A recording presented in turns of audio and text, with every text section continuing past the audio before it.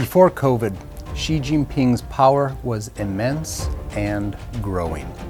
He knew this, and his dreams were ambitious.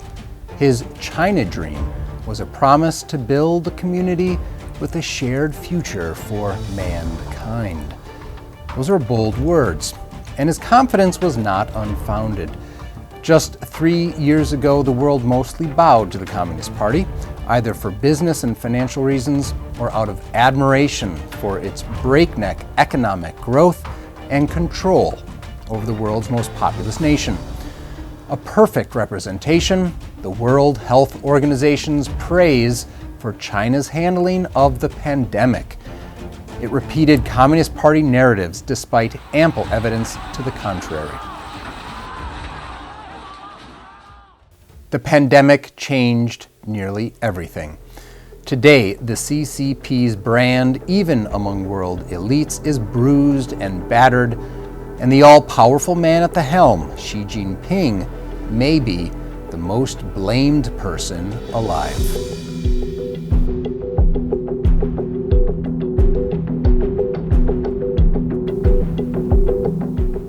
The current outbreak in China is of biblical proportions, and it started well before Xi finally dropped the zero COVID restrictions.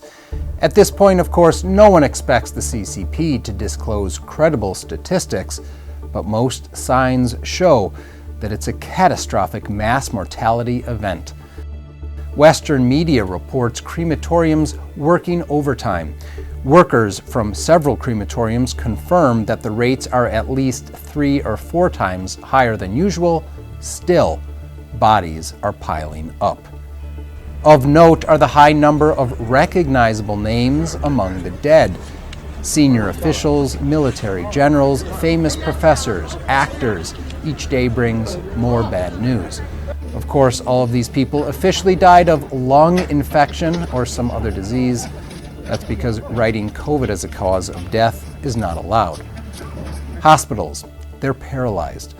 Medical equipment, medicine, almost impossible to come by. Many small businesses are closed, large companies are laying off thousands.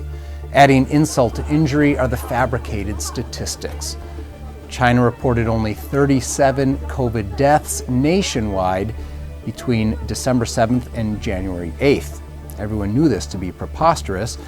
Most recently, that number has been updated to nearly 60,000 deaths for almost the same period, but still nobody really cares about the number. We all know it's not believable.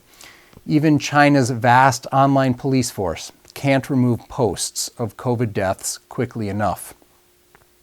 A daughter of a former senior state official said that hundreds of thousands died in a month in Beijing alone, and that the city government held a conference to praise the officials. This is extremely shameful, she posted on Twitter. As a well-educated person, I shouldn't swear, but I really want to now. Are you educated at all? Can a group of uneducated people rule our country? The official statistics are a joke. Clearly, very many people are infected, but the reports give very low numbers. Who knows where the data came from? They're talking nonsense. They said it's just a big cold. Have you ever seen a cold like this, though? The kids spasm and they have high fevers. You officials are so horrible.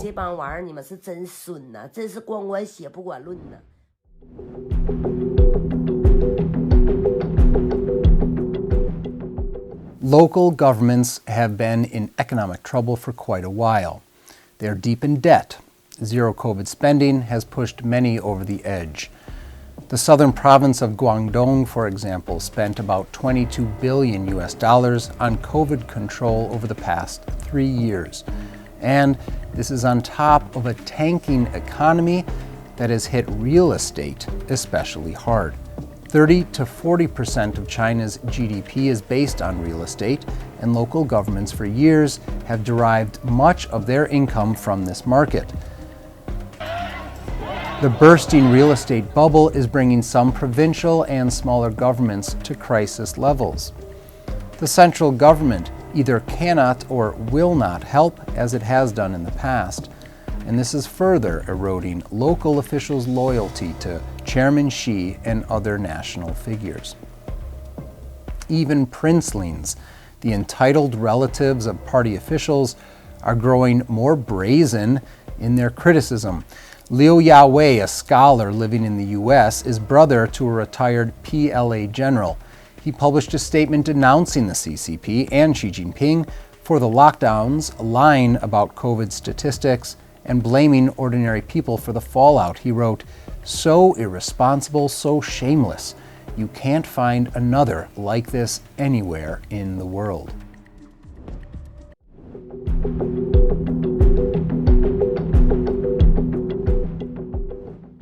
For at least 2 decades, the West has bowed to China.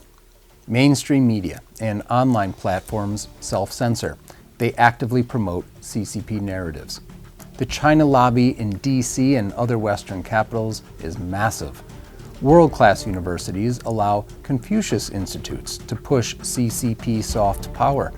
Much of Wall Street is tied up with CCP money, and most manufacturing is dependent on China. But now, the tides are turning, and China's influence is waning. Remember these headlines 3 years ago?